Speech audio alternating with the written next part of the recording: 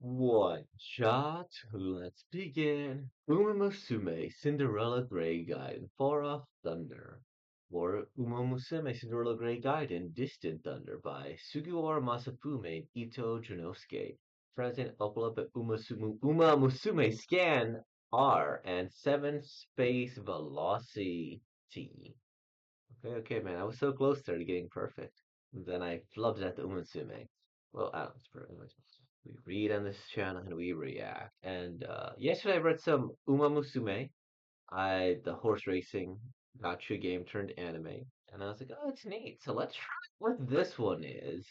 And we'll just go from there. It's entertaining if nothing else. And we got like different characters, I guess. Side story, Distant Thunder. Uh, Tenno Show Autumn, Defy Common Sense, Tokyo Racecourse, GI 2000 meters, 10:30 Sunday.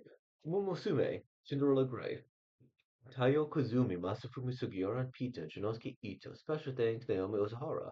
Original work, side games. Maybe. Alright, well, sweet everybody. I wanted to be a magical witch. All the other girls around me said they wanted to become princesses. Ding dong. But I actually had the chance to make a certain princess's dream come true. Knock, knock, knock, knock.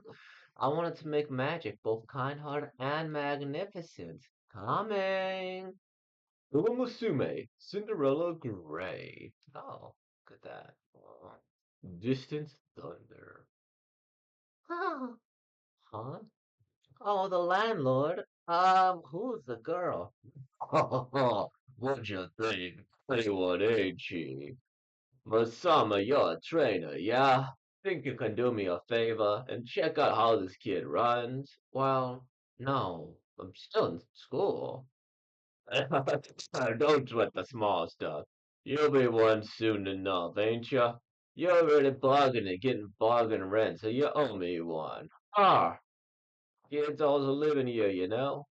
Says she wants to go to Tracing Academy. This body ain't what it used to be. Think of it as, the skeezer's dying wish. Humor an old man, will ya? Oh, the name's telling my cute. What? Hey there. What's your name? Me, me-chan. Me, Komi-chan. You're finally, oh, Komi-chan. You're finally up. Oh, that's a different person. Okay.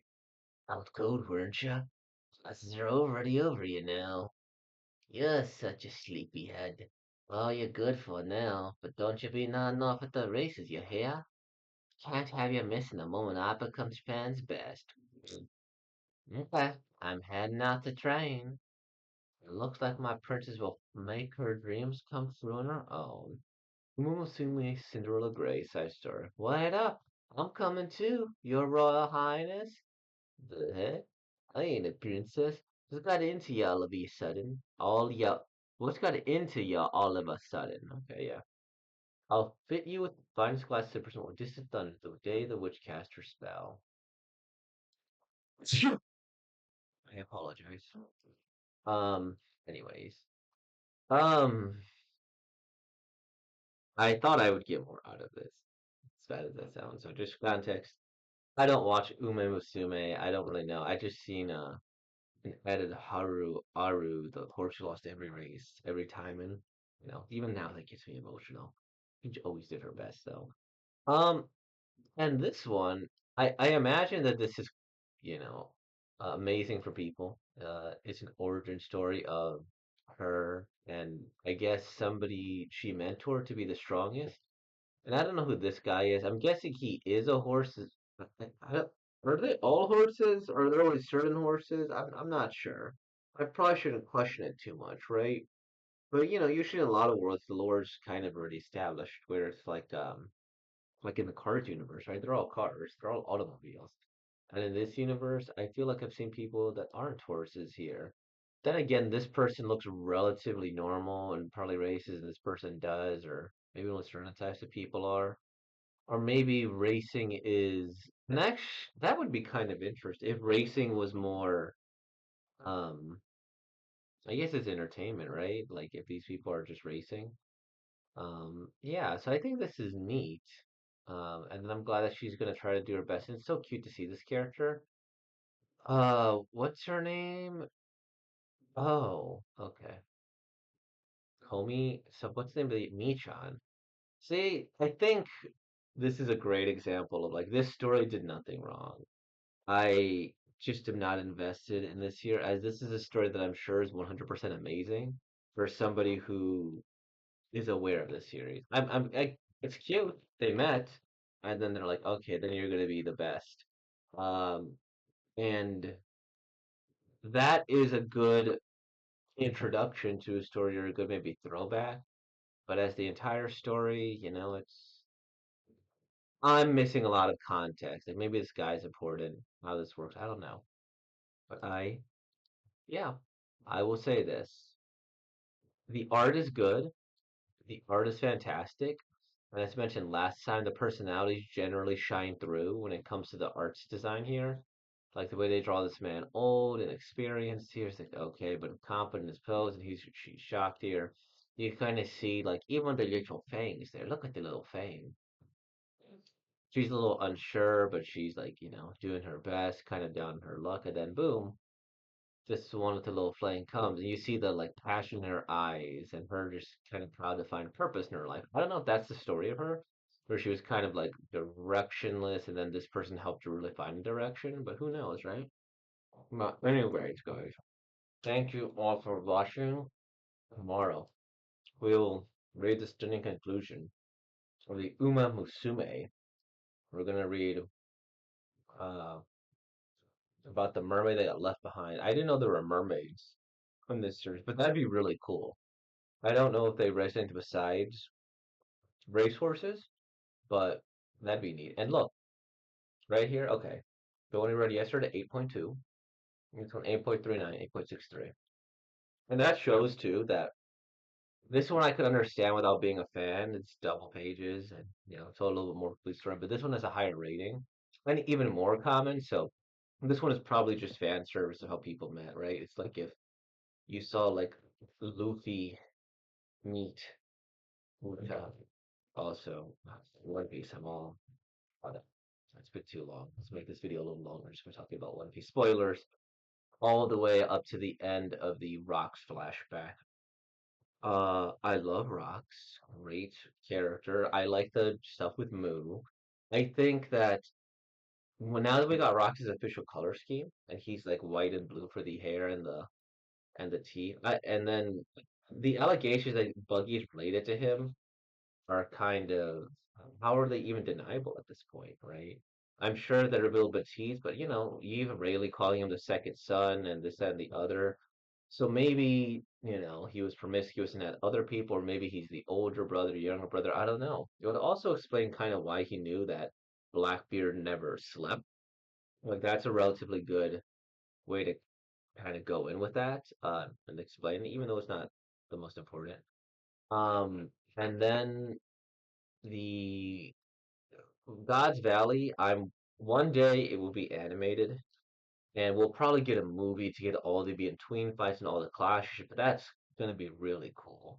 They also set up all these tragedies in such good ways that you could kind of see how the world government was able to propagandize a lot of this. We're like, okay, Rock's evil devil, terror of the sea, and he was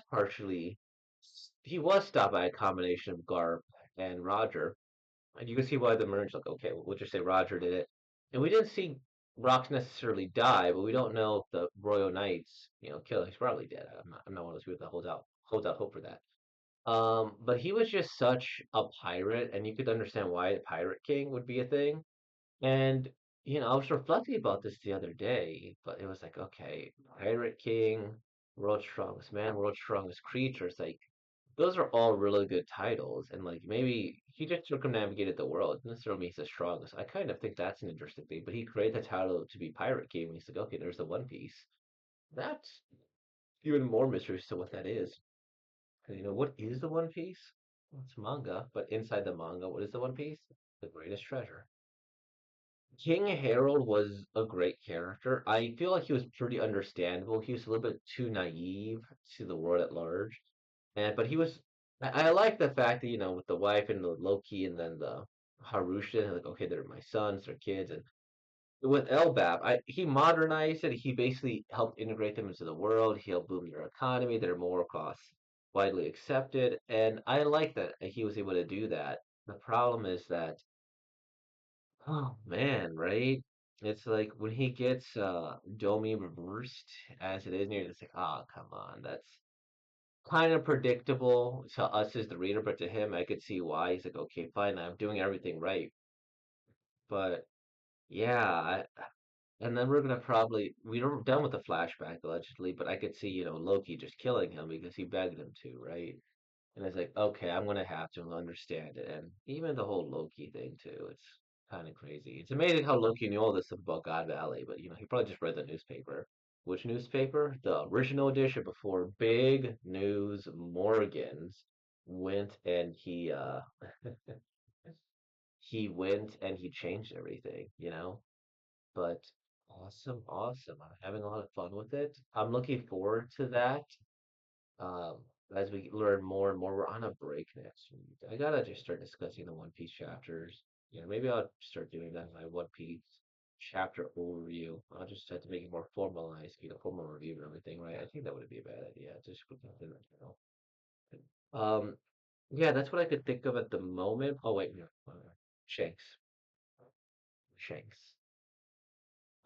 It's interesting to see that he went up to God's Valley at some point, because then that means that potentially after, like, I forget what age, I'd have to look back to check this, after Roger, he spent time raising them, he went up to the Celestial Dragons, and then the Celestial Dragons were like, oh, okay, well, we'll take you in because you're one of the God Knight's kids, and da da da da da da da da da.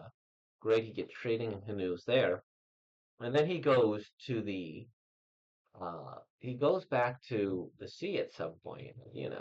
I wonder, because he got about $1 billion bounty, I think, about 12 to 14 years before the main story started. And I think that's correlates with Film Red, but it also explains why he's still, he's not the youngest, but he's still relatively young. He only got big recently, but him being related to the Celestial Dragon and being like the God's Knight kind of checks out. It's like, oh, that's cool. And it also makes it really interesting when we think about why Shanks was able to stop Marine Ford War.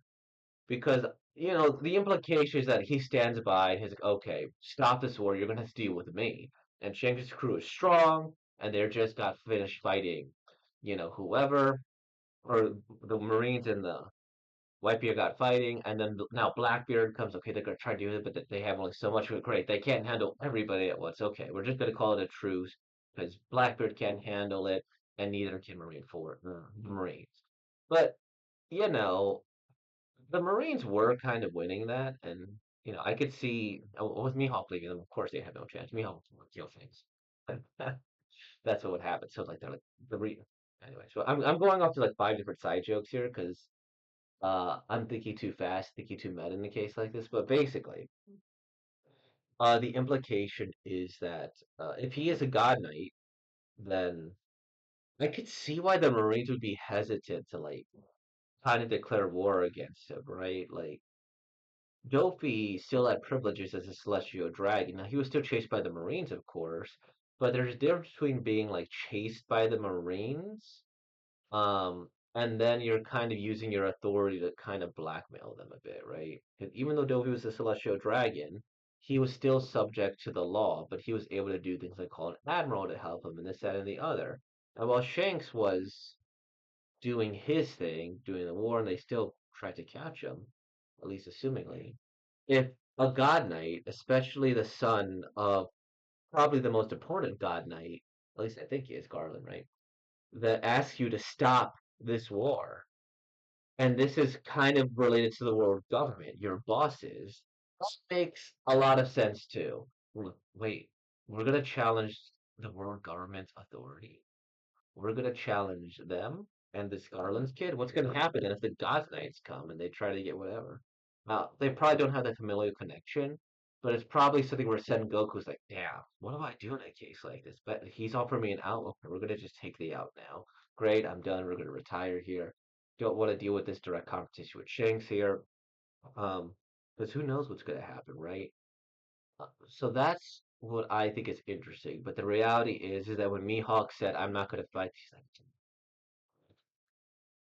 "Yeah, Mihawk is the only one who could beat Shanks here because he has a sword, and Mihawk is the world's strongest swordsman."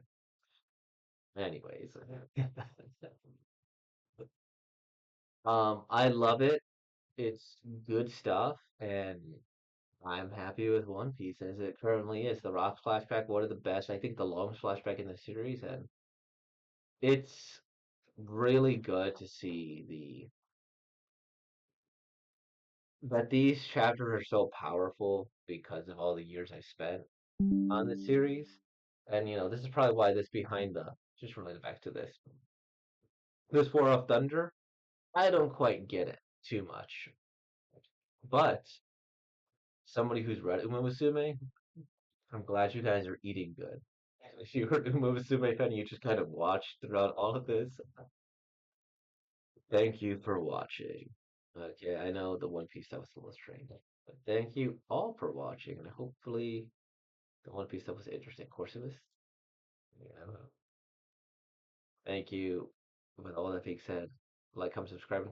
Thank you for being morning. Peace out.